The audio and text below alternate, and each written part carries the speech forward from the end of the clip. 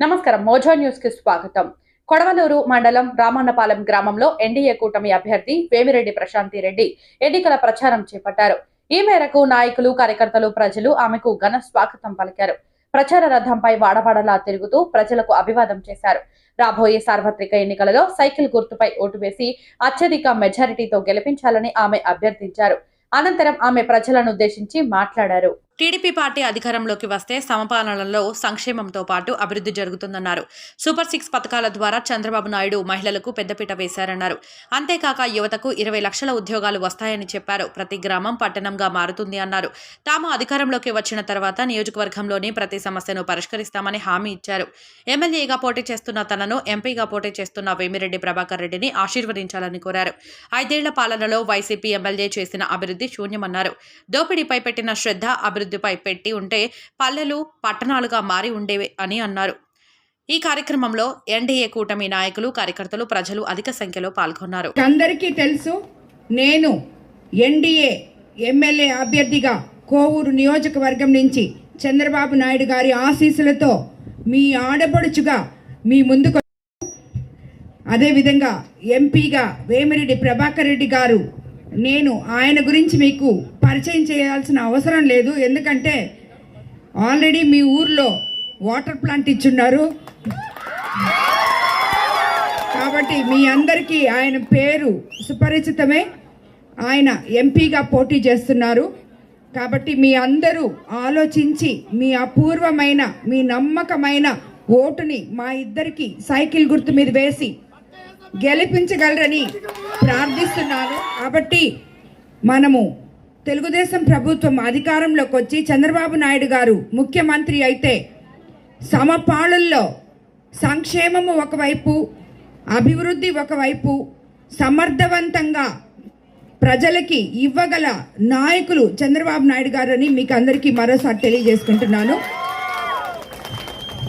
మీకు అందరికీ తెలుసు, బాబు ష్యూరిటీ భవిష్యత్ గ్యారంటీ పేరుతో మనకి ఎన్నో సంక్షేమ పథకాలు ఇచ్చున్నారు. అవన్నీ కూడా ఇక్కడ చాలామంది మహిళా మన సోదరులు ఉన్నారు.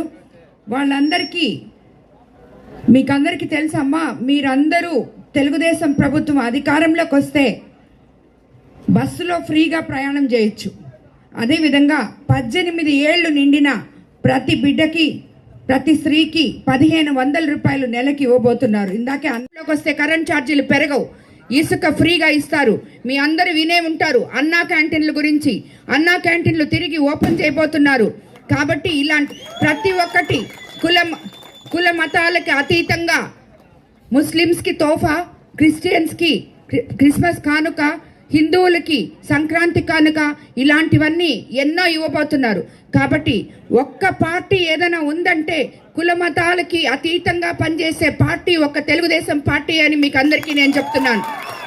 కాబట్టి మీరందరూ, ఇది ఒకవైపు సంక్షేమం అయితే మరోవైపు అభివృద్ధి. మీకు అందరికీ తెలుసు, గత 5 సంవత్సరాల్లో మీ గ్రామంలో ఇప్పుడే అన్న చెప్పారు, ఏ మాత్రం అభివృద్ధి జరగలేదని, ఒక్క రాయి కూడా పెట్టలేదని, ఒక్క రోడ్ కానీ డ్రైనేజీలు కానీ ఏవీ లేవని చెప్పి.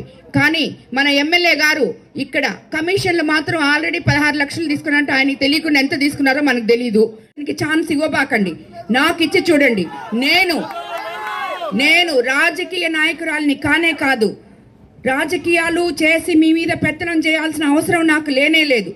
నేను మీలో ఒకదాన్నై మీ సమస్యలు కలుసుకొని, మీలో మమేకమై, మీకేం కావాలో తెలుసుకొని మీ సమస్యలు తీర్చడానికి వచ్చిన మీ సేవకురాలిని నేను. కాబట్టి తప్పకుండా మీరు ఓటు వేసే ముందు ఆలోచించండి.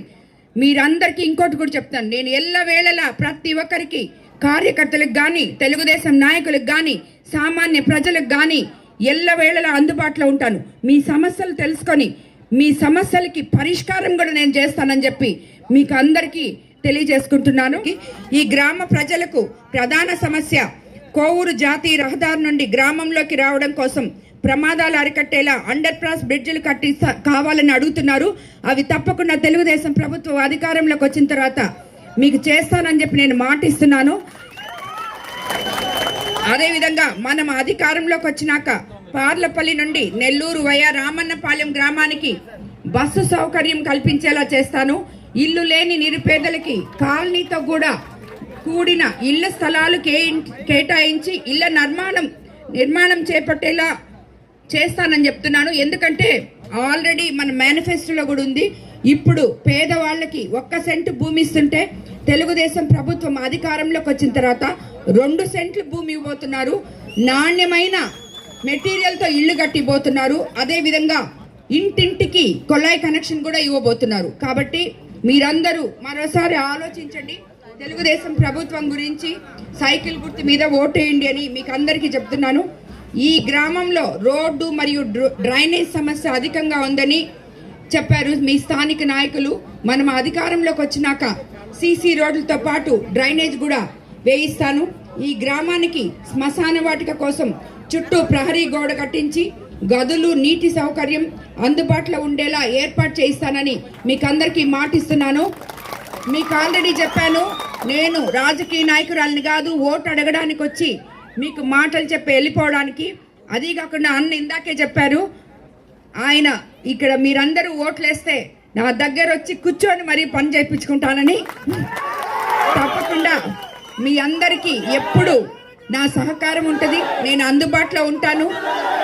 నన్ను కానీ వేమిరెడ్డి ప్రభాకర్ రెడ్డి కానీ మీరు ఎవ్వరు కూడా రాజకీయ నాయకులుగా కలలో కూడా ఊహించొద్దు. మేము మీ మనుషులం, మీ సేవ చేయడానికి వచ్చిన మనుషులం మేమిద్దరం. కాబట్టి ఎప్పుడు మా గురించి వీళ్ళు రాజకీయాలు చేయడానికి వచ్చారు, రాజకీయ నాయకులు అని చెప్పి అస్సలు అనుకోబాకండి. అందుకనే ప్రతి రాజకీయ నాయకుడు అంటుంటారు మాకు మాట్లాడడం తెలియదు నిజంగా. ఎందుకంటే మేము రాజకీయ నాయకుల్లాగా అబద్ధాలు చెప్పలేము.